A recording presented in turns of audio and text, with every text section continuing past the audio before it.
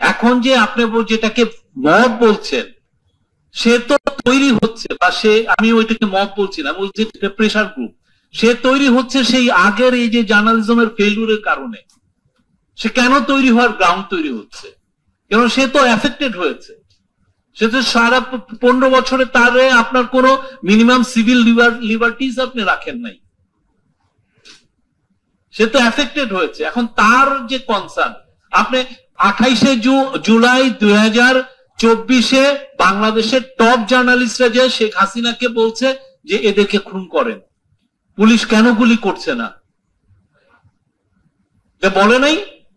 এটা তো top journalist, top media হাউসের ইয়েরা। এখন এই জিনিসটা তো আবার রিপিট করতে পারে, এই ভয়ের থেকে এই প্রেশার গ্রুপ গুলো তৈরি হচ্ছে। এটা রেমিডি কি? এটা আপনি ভাবছেন যে সব অনার্স, আপনি সমস্ত দায় দায়িত্ব সরকারের উপরে চাপিয়ে দিচ্ছেন। সরকার তো এই চাপ, এটা তো সরকার যতটুক পারে সেই কাজটা সরকার করছে, সরকার সেই কাজগুলো করছে। কিন্তু আপনারা যারা এই পুরো এই যে ট্রাস্ট ডেফিসিট যেটা হলো, হ্যাঁ, সেই জায়গাগুলো যারা কন্ট্রিবিউট করেছেন তারা কেউ কিন্তু ওই কথাটা বলছেন না। তারা ভাবছেন যে এটা বিজনেস অ্যাজ ইউজুয়াল, পুরন দেশ হয়ে যে এটা সরিয়ে ফেলো, নতুন আমরা আবার শুরু করি, আবার নতুন পলিটিক্যাল গভর্নমেন্ট আসছে, তাকে সামনে রেখে তারা তাদের আবার গুটিগুলো সাজাচ্ছে কিভাবে ওনারা এটা করবেন। এতে বাংলাদেশের জার্নালিজমের কোন ধরনের কোনো উত্তরণ হবে না। আপনারা যারা ভাবছেন, এবং আমি, কেউ যদি বলেন যে বাংলাদেশের স্বাধীনতা নাই, একদম ফালতু কথা। বাংলাদেশের জার্নালিজম এত ফ্রিডম আছে, আমি বলবো যে উন্নত বিশ্বেও এই ফ্রিডমটা নাই। কেন নাই? আপনি এসে যেটা ইদানিং যেটা হচ্ছে, মানুষ নিউজ কনজিউম করছে হচ্ছে ইয়ের মাধ্যমে, ভিডিওর মাধ্যমে। মানুষ নিউজ কম পড়ছে। গ্রামে আপনি যে দেখেন, আপনি এই যে দোকানের সামনে 4-5 জন বসে একটা ছোট ভিডিওর মাধ্যমে নিউজ কনজিউম করছে, এবং এই কনজিউমের যারা নিউজ কনজিউম যারা করছে, তারা যারা ভিডিও দেখছে, ভিডিওগুলোর বেশিরভাগই লেজি জার্নালিজমে ভরা, মিথ্যায় ভরপুর। সারাদিন ধরে কিছু কিছু টক শোতে এরা মিথ্যা কথা বলছে। তো এই যে জার্নালিজমের সত্যিকার হচ্ছে, আমি মনে করি গত 10 মাসে আমরা, এই গভর্নমেন্ট তার সর্বোচ্চ চেষ্টা করেছে জার্নালিজমের, মানে জার্নালিস্টরা যাতে ফ্রি, মানে তার মুখ বন্ধ যাতে না হয়, সেজন্য উইদাউট এনি ফিয়ার সেজন্য তার জার্নালিজম করতে পারে। আমরা মনে করি সেটা আমরা সফল হয়েছি।